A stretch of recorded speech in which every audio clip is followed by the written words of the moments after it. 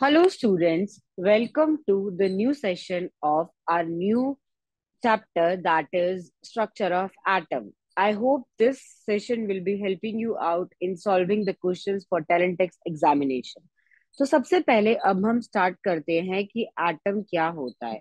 अगर मैं एटम की बात करूं तो जॉन डाल्टन डाल्टन बाबा ने, मैं इनको बोलती हूँ डाल्टन बाबा, डाल्टन बाबा ने ये माना था कि एटम जो है वो क्या है, इंडिविजिबल है। क्या बोलते हैं एटम को? इंडिविजिबल। अगर एटम इंडिविजिबल है तो फर्दर डिवाइड नहीं हो सकता, further can not be divided.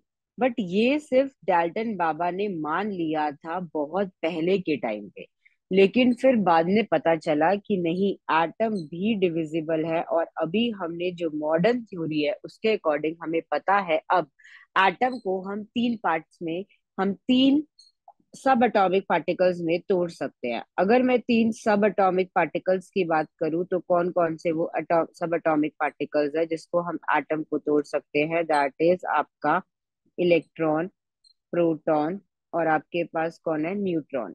यानी अगर मैं इलेक्ट्रॉन की बात करूं तो इलेक्ट्रॉन क्या होते हैं आपके पास? Negatively charge particles. क्या होते हैं? Negatively charge particle. आपके पास जो प्रोटॉन होते हैं वो आपके पास कौन होते हैं? Positively charge particle. क्या होते हैं? Positively charge particle. और जो आपके पास न्यूट्रॉन होता है वो क्या होता है? न्यूट्रल होता है। क्या होता है? न्यूट्रल होता है। उसके बाद अगर मैं बात करूं, अभी तक हमने ये देखा कि हमारे पास एटम के अंदर क्या क्या है। अब अभी हम क्या देखने वाले हैं? एटम के अंदर की जो चीजें हैं वो कैसे डिस्कवर हुई, किसने डिस्कवर करी, कौन कौन से ऐसे मॉडल्स थे जिससे हमें पता चला कि यस, स्ट्रक्चर ऑफ एटम जो है वो हमारे पास कैसा है, मतलब एटम के अंदर का स्ट्रक्चर कैसा है। तो सबसे पहले अगर मैं आपके पास मैटर की बात करूं तो all the matter is made up of atoms. तो एटम्स क्या है? Building blocks of matter. उसके बाद अगर मैं बात करूं यहाँ पे एटम के अंदर क्या क्या निकल के आएगा, वो हम अभी थोड़ी देर में देखने वाले हैं कि कैसे हम एटम को डिफाइन करने वाले हैं और हम एटम के अंदर क्या क्या चीजें हैं वो देखने वाले हैं।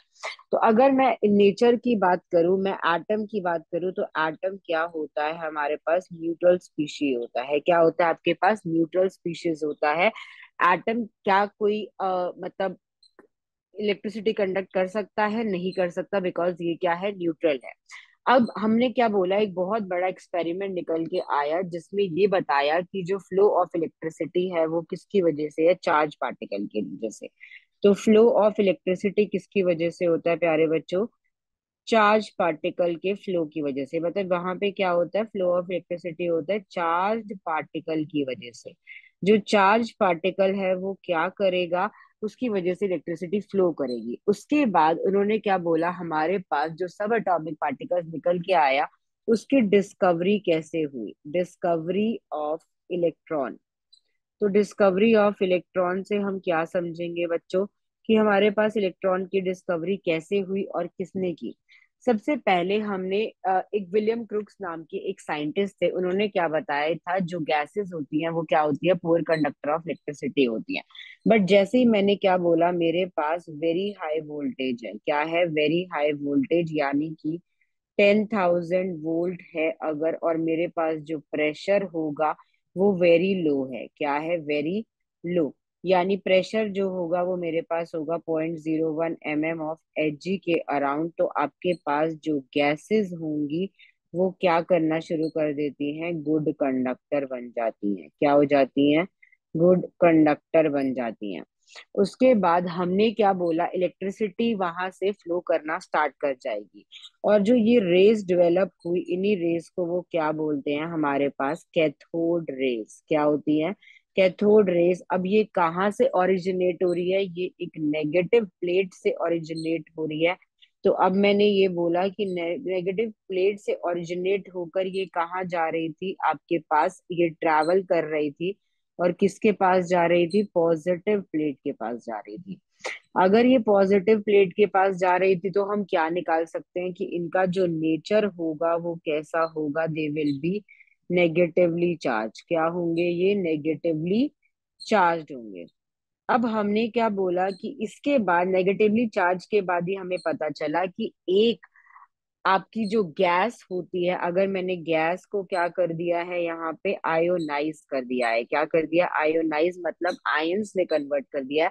अब आयंस हमारे क्या होते हैं हम प्यारे बच्चों? चार्ज पार्टिकल होते हैं। क्या होते हैं? चार्ज पार्टिकल होंगे तो वो क्या करेंगे? कंडक्ट करेंगे आपकी इलेक्ट्रिसिटी। उसके बाद अगर मैं बात करूं किसकी, गैस के बाद अगर मैं बात करूं यहाँ पे, इसी के बाद आयनाइज होने के बाद जो नेगेटिवली चार्ज पार्टिकल निकल के आया उसका नाम क्या दिया? आपका इलेक्ट्रॉन। और ये कब डिस्कवर हुआ था? आपका 1897 में डिस्कवर हुआ था। तो कैथोड रे एक्सपेरिमेंट से हमें क्या पता चला? कि हमारे पास इलेक्ट्रॉन मिला है। अब यहाँ पे बहुत बड़ा एक्सपेरिमेंट है।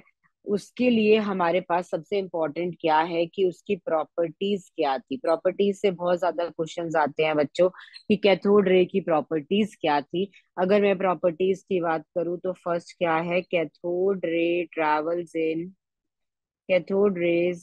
Travel in straight line. कैसे ट्रैवल करते हैं? ये स्ट्रेट लाइन में ट्रैवल करते हैं। उसके बाद सेकंड आपकी क्या है? It consist of material particles. ये कैसे होंगे? मटेरियल पार्टिकल्स कंसिस्ट करेंगे, क्योंकि हमने क्या बोला? हमने एक एक्सपेरिमेंट किया था। This properties comes out of discharge tube discharge ray tube experiment से। अगर मैं इन सब की बात करूं तो डिस्चार्ज ट्यूब में हमने क्या देखा? हमने कोई भी एक गैस ली। उस गैस में हमने क्या किया? हमने आपका प्रेशर जो था वो बहुत कम कर दिया। वोल्टेज बहुत ज्यादा थी। जैसे ही हमने वहां से देखा तो हमने देखा एक ग्रीन कलर की लाइट ग्लो करती है उसके पीछे। अब यहाँ पे जो डिस्चार्ज रे ट्यूब एक्सपेरिमेंट होता है उसको हम जैसे देखते हैं तो यहाँ पे मेरे पास क्या होता है? कैथोड होता है। यहाँ मेरे पास क्या है? ये यहाँ पे ये जो ग्रीन कोटिंग नजर आएगी, इसकी वजह से क्या पता चलता है कि हमारे पास जो जो कैथोड रे है वो कैसे ट्रैवल कर रही है। और उसकी एक और फिनोमिना पता चला। इस फिनोमिना को, जो ये ग्रीन लाइट आती है उसकी वजह से हमें पता चलता है कि ये क्या दे रहा है? आपके पास फ्लोरोसेंस दे रहा है। Fluorescence is an technique which is observed in cathode ray discharge tube experiment. उसके अलावा हमारे पास और क्या प्रॉपर्टीज थी? हमने ये देखा कि जब तक वोल्टेज क्या थी, बहुत ज्यादा हाई नहीं गई और प्रेशर बहुत ज्यादा लो नहीं गया, तब तक वो कंडक्ट करेगा इलेक्ट्रिसिटी, नहीं करेगा। उसके बाद कैथोड रे क्या करेगा? कौन सा चार्ज कैरी करेगा? सबसे इंपॉर्टेंट यहाँ पे ये देखेंगे। तो आपके पास जो कैथोड रेज हैं, दे कैरी नेगेटिव चार्ज। क्या कैसे कैरी करेंगे? नेगेटिव चार्ज कैरी करेंगे। उसके बाद हमने क्या देखा? जैसे मैंने इलेक्ट्रिक फील्ड लगाई वहां पे, तो ये नेगेटिवली चार्ज कैसे पता चला? क्योंकि ये पॉजिटिव प्लेट की तरफ डिफ्लेक्ट हुए। पॉजिटिव प्लेट की तरह अगर ये डिफ्लेक्ट हुए तो दैट मीन्स कि ये खुद कैसे थे? नेगेटिवली चार्ज पार्टिकल थे। उसके अलावा हमारे पास थर्ड जो एक्सपेरिमेंट आया उससे पता चला जो कैथोड रेज थे वो क्या प्रोड्यूस कर रहे थे? वो प्रोड्यूस कर रहे थे हीटिंग इफेक्ट। क्या प्रोड्यूस कर रहे थे? Heating effect. उसके बाद हमारे पास हीटिंग इफेक्ट कैसे पता चला? जैसे ही हमने देखा कि जो वहां पे हीट थी विच मतलब यहाँ पे हीट कैसे पता चली? जो हमने वहां पे पैडल मूव कर रहा था, जिससे ये पता चला डिस्चार्ज ट्यूब एक्सपेरिमेंट के बीच में जब हमने यहाँ पे पैडल लगाया बच्चों, तो हमने देखा कि ये पैडल मूव करने लग गया। इसकी वजह से हमें एक बात तो पता चली कि ये क्या है? मैटर पार्टिकल है। उसके बाद एक नई बात पता चली, जब हमने इस पैडल को बाहर निकाला तो इट वाज वेरी वार्म। तो इसकी वजह से हमें पता चला कि ये जो काइनेटिक एनर्जी थी वो क्या हो गई? हीट एनर्जी में कन्वर्ट हो गई। उसके बाद हमने क्या बोला कि ये फ्लोरोसेंस देता है, मतलब दे प्रोड्यूस ग्रीनिश फ्लोरेसेंस। और एक और चीज क्या है? ये आयनाइज कर देता है गैसेस को। Ionizes the gases. इसके बाद जो नेक्स्ट चीज हमें पता चली, जो हमारे पास आपके पास E/M रेशो यानी charge upon mass ratio, charge upon mass ratio जो आया है वो क्या था, independent of nature of gas. क्या था, independent of nature of gas था। उसके बाद हमें क्या पता चला कि जितनी भी सारी बहुत ज्यादा गैसेस भी ले लेंगे तब भी उनकी जो नेचर रहेगी वो क्या रहेगी, सेम रहेगी। उसके बाद अगर मैं अब बात करूं करेक्टरिस्टिक्स ऑफ इलेक्ट्रॉन की, किसकी बात करते हैं बच्चों, करेक्टरिस्टिक्स ऑफ इलेक्ट्रॉन्स की।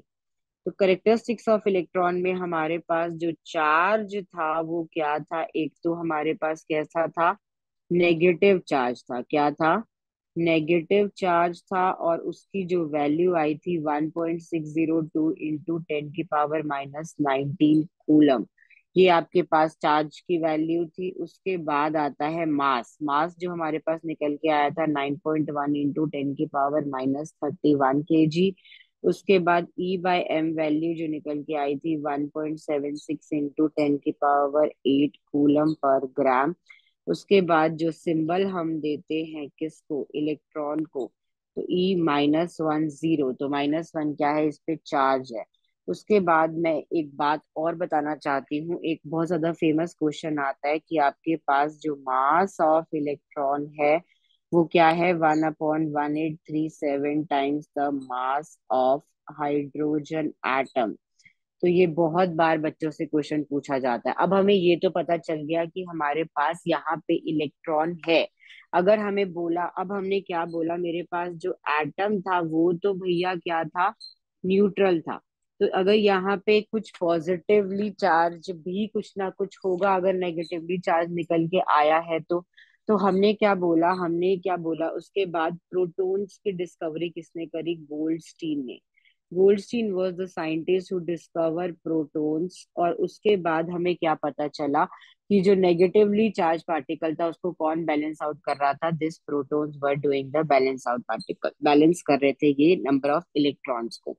हमने फिर से देखा कि हमारे पास जो आपके पास वोल्टेज है वो बहुत ज्यादा हाई है, डिस्चार्ज ट्यूब में लगाई, और आपका जो प्रेशर था 0.001 ऑफ Hg था। तो हमारे पास कैथोड के पीछे जो थी हमारे पास क्या आई, एक लाइट आई। अब हमने क्या देखा कि एक रेज भी फॉर्म हुई एनोड के पीछे, और जो ये डिस्चार्ज ट्यूब के पीछे से एक फेंट रेड कलर की लाइट निकल के आती है। रेड लाइट जब निकली तो ये कहाँ पे फॉर्म हुई, एनोड पे हुई। और इन्हीं को हम क्या बोलते हैं यहाँ पे, एनोड रेज, या फिर आपकी क्या बोलते हैं, पॉजिटिव रेज। क्या बोलते हैं, पॉजिटिव रेज। इसको ये क्यों बोला जाता है, बिकॉज ये कैनाल्स कैनाल्स ऑफ कैथोड से निकलती है, तो इसका एक और नामकरण दिया जाता है, इसको बोला जाता है कैनाल रेज।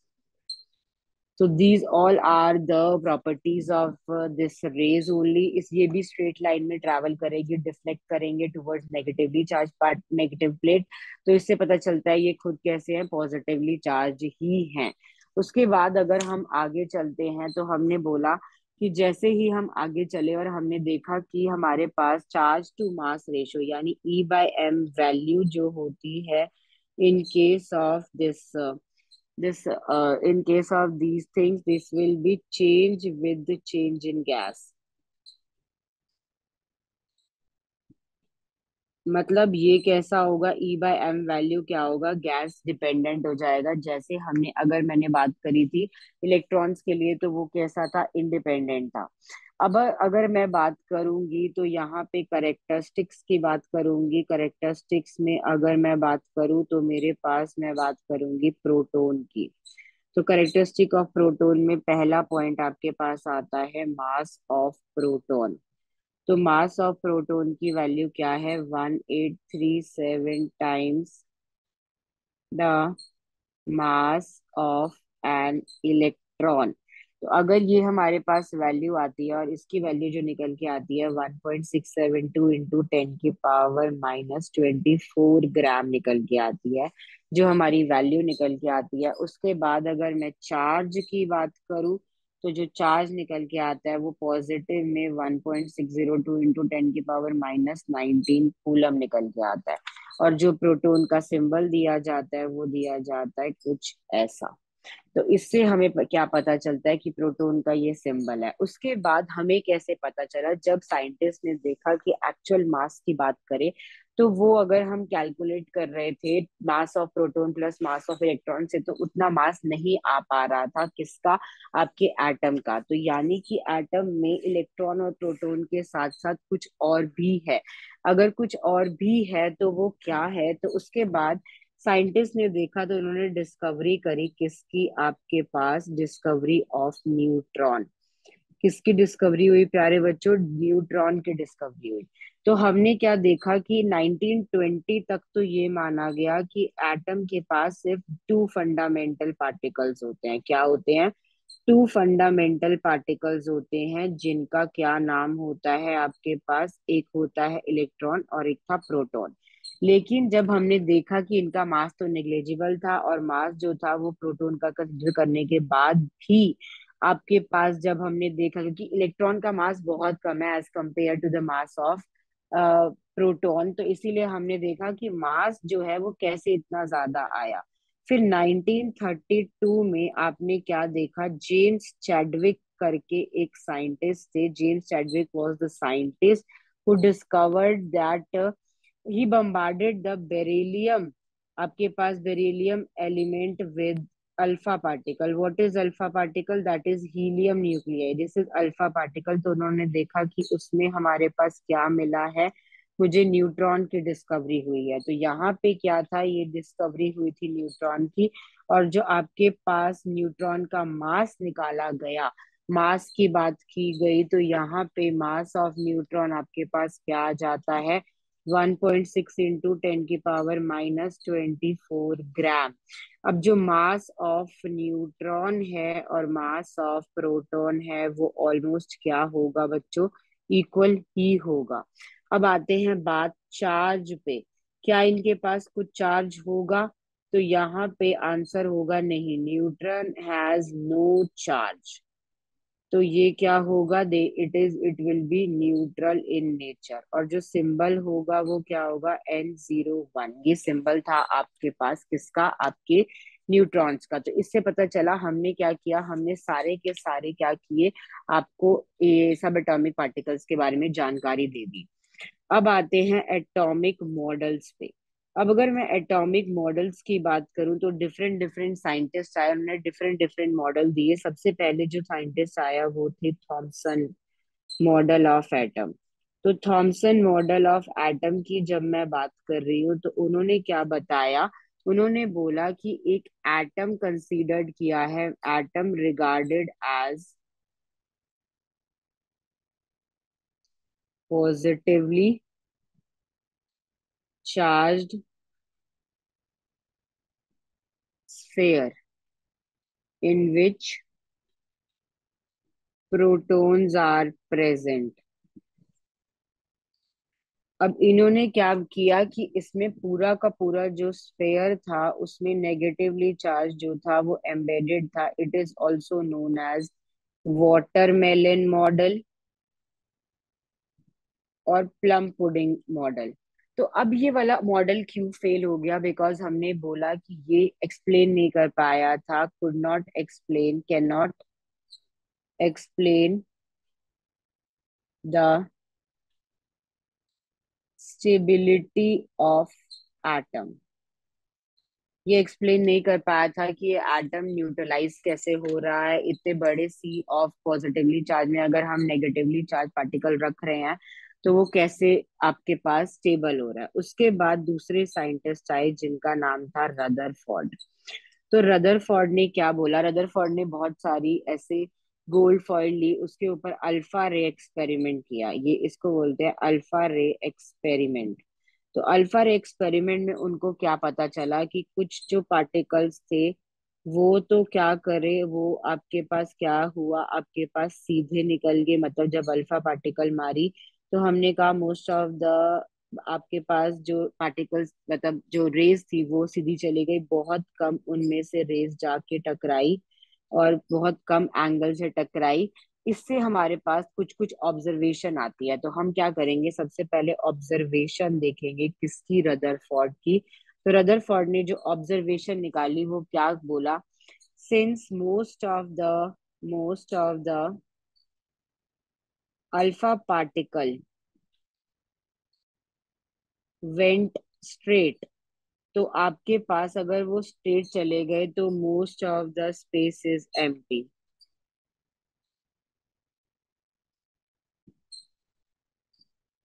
इससे एक तो ये पता चलता है कि सारा का ऑलमोस्ट स्पेस क्या था आपका, एम्प्टी था। उसके बाद सेकंड क्या किया कि हमने बोला कि जो हमारे पास पॉजिटिवली चार्ज था उससे कुछ जाके अल्फा पार्टिकल, हमें पता है कि हीलियम न्यूक्लियाई है। अगर वो हीलियम न्यूक्लियाई है तो वो खुद कैसा होगा, पॉजिटिवली चार्ज होगा। अगर वो खुद पॉजिटिवली चार्ज है तो इसका मतलब वो पॉजिटिव से क्या होगा, आपका रिफ्लेक्ट बैक करेगा। मतलब उन्होंने ये निकाला कि अल्फा पार्टिकल अगर डिफ्लेक्ट हो रहा है बहुत कम एंगल से, तो यानी कि आपके पास पॉजिटिव पॉजिटिव सेंटर में न्यूक्लियस प्रेजेंट है। क्या है, न्यूक्लियस प्रेजेंट है। और जो थर्ड आया आपके पास वो कैसा हुआ, which are deflected by very small angle. मतलब जो पॉजिटिवली चार्ज पार्टिकल है वो जो स्पेस ऑक्यूपाई कर रहा है वो बहुत कम है। Means the space occupied by positively center must be very small। तो ये भी क्या थे, काफी ज्यादा स्मॉल थे। इसके बाद हमारे पास कुछ ऑब्जर्वेशन आए। इसके बाद हमने ये ऑब्जर्वेशन के बाद एक और इसका जो आपका डेड पॉइंट था, मीन्स ये क्यों फेल हो गया, बिकॉज हमने बोला जब एक चार्ज पार्टिकल दूसरे चार्ज पार्टिकल के तरफ घूमेगा, एक्चुअली ये जो मॉडल था वो रदरफोर्ड का था। उसके बाद उसने बोला कि एक टाइम ऐसा आएगा कि ये स्पाइरल बनाएगा और स्पाइरल बना के इसी में गिर जाएगा। तो ही कैन नॉट इट आपके पास ये मॉडल क्या नहीं, it can not explain the stability of the atom. उसके बाद हमारे पास बोहर बाबा आए। बोहर मॉडल ने एक नई चीज बताई, पोस्टुलेट्स दिए। उन्होंने बोला कि सब के सब आपके पास जो है इलेक्ट्रॉन्स वो एनर्जी लेवल्स में घूम रहे हैं। तो एनर्जी लेवल्स का नाम दिया गया के एलिमेंट्स शेल, और इन्हीं को क्या बोला गया, स्टेशनरी लेवल्स। क्या नाम दिया गया, स्टेशनरी लेवल्स। उसके बाद हमने क्या बोला कि जब तक एनर्जी, मतलब अभी एक इलेक्ट्रॉन जो है अगर वो यहाँ पर्टिकुलरली घूम रहा है तो इसको हम क्या बोल रहे हैं, इसके लिए ये क्या है, ग्राउंड स्टेट है। क्या है, ग्राउंड स्टेट है। जब तक वो अपनी ग्राउंड स्टेट में रहेगा वो एनर्जी ना तो एमिट करेगा ना एब्जॉर्ब करेगा। जब भी वो जंप करेगा अपनी किसी ग्राउंड स्टेट से एक्साइटेड स्टेट में, तो वहां पे डेल्टा ई की वैल्यू क्या होगी, E2 - E1, वो किसके भी इक्वल होगी, एच न्यू के। Where h is the Planck's constant and mu will be the frequency of the आपकी रेडिएशन। इसके बाद जो हमारे पास इंपॉर्टेंट टॉपिक है जिससे क्वेश्चन आने की प्रोबेबिलिटी बहुत ज्यादा है, that is atomic number and mass number. तो जल्दी से आइए डिस्कस करते हैं हम एटॉमिक नंबर और मास नंबर के बारे में बच्चों। Atomic number and mass number क्या होता है, atomic number and mass number. अगर मैं बात करूं एटॉमिक नंबर की, बात करी जाए सबसे पहले, एटॉमिक नंबर क्या बताता है आपके पास, atomic number will give you the number of protons।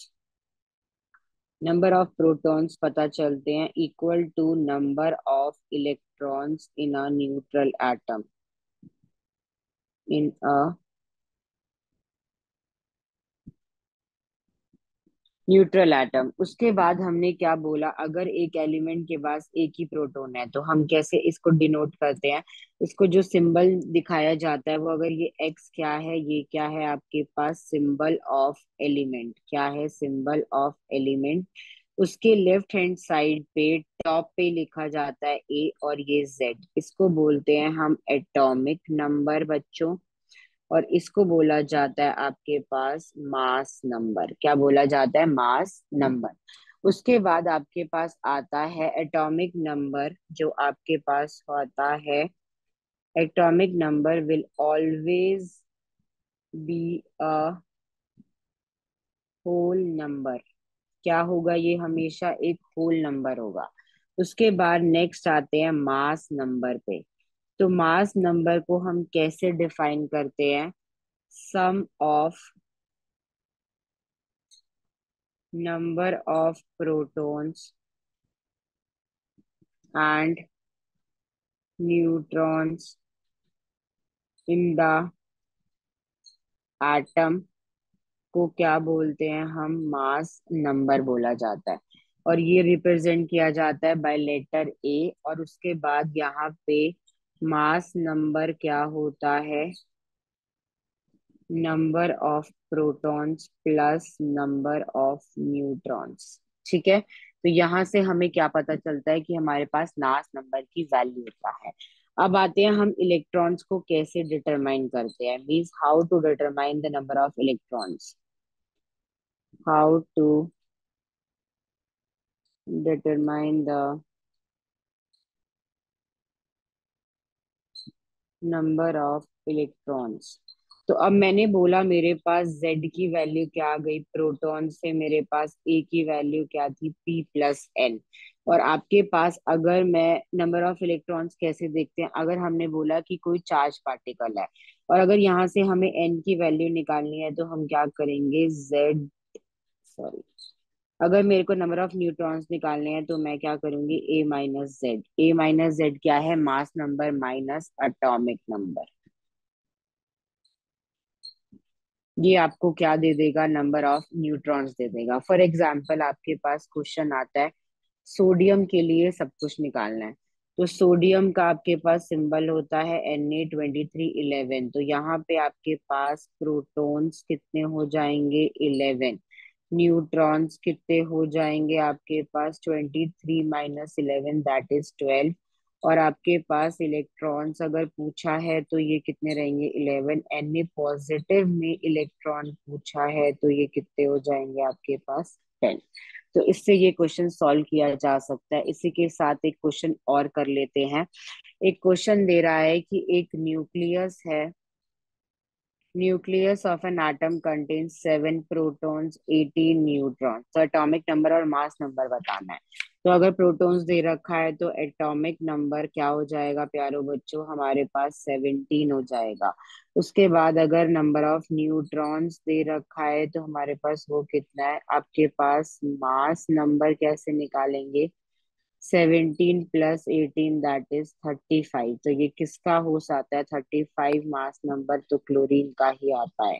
तो क्लोरीन का एक आइसोटोप है जिसको बोलते हैं हम यहाँ पे आपका क्लोरीन। अब आपके पास एक नई टर्म्स आती है, मैंने अभी अभी नाम लिया आइसोटोप्स। तो आइसोटोप्स का मतलब क्या है, the atoms having same atomic number but different mass number. Mass number अलग होगा, एटॉमिक नंबर सेम होगा, यानी एलिमेंट भी क्या होगा, सेम होगा। यानी कि 1H1 2H1 और 3H1 ये सब क्या है आपके पास, आइसोटोप्स ऑफ हाइड्रोजन। क्या है, आइसोटोप्स ऑफ हाइड्रोजन। तो इसी से हमें क्या पता चलता है कि हमारे पास क्या है, ये आइसोटोप्स हैं। आइसोटोप से कैसे अब क्या होते हैं, आइसोटोप्स वो होते हैं जो सेम एटम्स के एलिमेंट्स होते हैं बट उनका एटॉमिक नंबर तो बेटा सेम होगा बट आपके पास मास नंबर क्या होगा, डिफरेंट होगा। क्लोरीन के जो आपके पास आइसोटोप्स आते हैं वो 35 17 और 37 17। तो इससे क्या पता चलता है, आपके एटॉमिक नंबर देखिए बच्चों सेम है और मास नंबर क्या है, डिफरेंट है।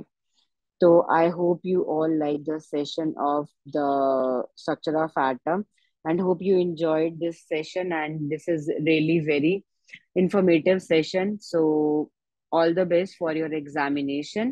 I hope you like the session. Thank you.